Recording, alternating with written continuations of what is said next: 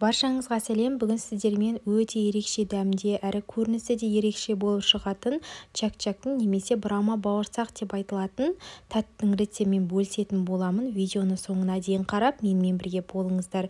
Міндетті түрде жасауларыңызды сұраймын. Өте дәмді болып шығады. Ең алдымен бөлек ыдысымызға сары майымызды салып ерітіп аламыз. Келесі шұңғылдау кез келген ыдысымызға алып, сүтті құямыз. Оның үстіне жылылау суды құйып, одан соң үстіне жұмыртқаны саламыз. Одан үстіне 2 ас қасық қант саламыз. Одан соң сода салып араластырамыз жақсылап. Қыздар, сүттің температурасы маңызды емес. Мен тоңазытқыштан алып, бірден құйып жасай бердім. Одан соң еріген сары майымызды алып, барлығын біркелкі етіп жақсылап араластыратын боламыз. Және де өлшеп алған ұнды мен бөліп салдым, себебі 50 граммдай ұнның айырмашылығы болады. Себебі әр ұнның тығыздығы әртүрлі болғаннан кейін, егерде көп ұн салып қойған жағдайда, ол біздің қамырымыз қаттылау болып қалуы мүмкін. Енді барлығын біркелкі етіп жақсылап араластырамыз. Мінекей біздің қамырымыз бір-біріне бірігіп келе жатыр. Енді шұңғылдау ыдыстың іші сәл ыңғайсыз болған жағдайда мен осылай тақтайшаның үстіне қойып, қамырды бір-біріне біріктіріп алатын боламын. Сіздерде осылай жасасаңыздар болады. Мінекей біздің қамырымыз дайын болды. Енді осы қамырды 1,5 сағатқа тоңазытқышқа салып қоямыз. Менің қамырым тоңазытқышта 1,5 сағаттай тұрды. Енді бірден алып 2 бөлікке бөліп алдым. Енді жұқалау етіп, еттің қамыры, мантының қамыры секілді жайып алатын боламыз. Бірақ еттің, мантының қамырынан сәл өте тым жұқа болуы қажет. Сонда біздің қамырымыз жұқалығы көрініп, яғни слоеный болып шығады. Келесі қамырымызды жайып болғаннан кейін шамамен 70 граммдай сары май қажет. Сол 70 грамм сары майымызды ерітіп алып, жайған қамырдың үстіне біркелкі етіп жағып шығатын боламыз. Тым көп құйып қажет емес, себебі өзі майда пісетін болғаннан кейін тым қатты майды пайдаланып қажет емес. Майды жағып болғаннан кейін оқтаудың көмегімен айналдыра отырып бұрап шығамыз. Мінекей қыздар, көргендеріңіздей осындай жұқалығы көрініп тұрады дастарханның.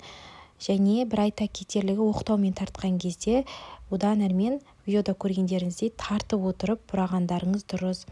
Енді осы жайған қамырды 2-ге бөлетін боламыз. Видеода көрсетілгендей, сіздерге нақты түсінікті деп ойлаймын. Осылай 2-ге бөліп аламыз. Одан соң тағы да ортасынан бір бөліп шығатын боламыз. Ортасынан бір бөліп шыққаннан кейін енді осындай кішкене таяқшаларға бөліп аламыз. Және бір айта кетерлігі, қыздар, бұл қамырды тоңазытқыштан шығарғаннан кейін бірден тезірек жұмыс жасасаңыздар, сонда міне видеода көргендеріңіздей ораған кезде жақсы оралып бүктелетін болады. Бұл бүктелу өте оңай жасалады. 1-2 рет басында келіспей қалған жағдай болады. Одан әрмен істей жасай отыра сіздерде әдемі осындай чак-чактың түрі шығатын болады. Көргендеріңізде өте оңай жасалады. Бұра отырып жасасаңыздар, ешқандай майға салғанда ағытылып кетпейді. Жақсы пісіп шығатын болады. Мінекей біздің осымен чак-чактарымыз дайын болды. Алдын ала қыздырылған майда пісіріп алатын боламыз. Және бұл чак-чактар тез піседі, қыздар. Ешқандай ортасы шикі болады деп қорықпаңыздар. Осылай айналдырып отырып пісіріп алатын боламыз. Және жұқалау етіп жайсаңыздар, сіздерде міндетті түрде слоеный чак-чактар шығатын болады. Өте ерекше дайындалады. Осылай сүзгіштің көмегімен барлығын бірдей етіп алып сүзіп алатын боламыз. Қалғандарын да осылай, дәл осылай қылып пісіріп аламыз. Қазіргі хит болып жатқан чак-чактың осы түрінің дәмі маған өте ерекше ұнады.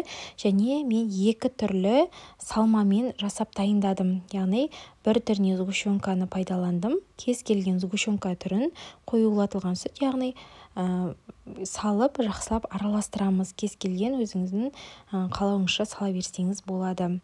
Жақсылап барлығын араластырамыз. Мінекей осындай болып шығады барлығы.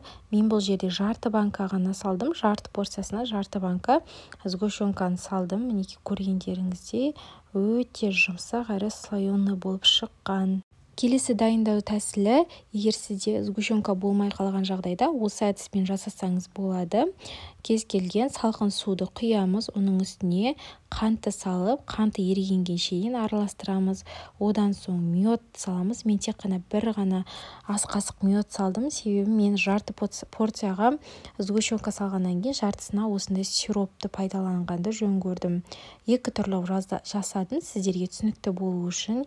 Енді осы ыстық сиропты бөлек ыдысқа құйып аламыз. Сироптың жасалу жолын описание бөліміне жазып қоямын. Дәл осы құраммен, дәл осы айтылғандай жасасаңыздар, сіздерде міндетті түрде өте ерекше көріністе, ерекше дәмді чак-чактың түрі шығатын болады. Қыздар, егер сіздерге рецепт ұнаса, мені жоғалтып алмас үшін каналыма тіркеліп, лүпіл басып, пікір бөліміне өз ойыңызды жаза отырыңыздар. Қазақша каналдың дамуына өз үлесіңізді қоса отырсаңыз, мен әрдайым сіздерге риза болып, сіздерге түрлі видео рецепттермен бөлісетін боламын. Міндетті түрде жасап көріңіздер, астарыңыз дәмді болсын.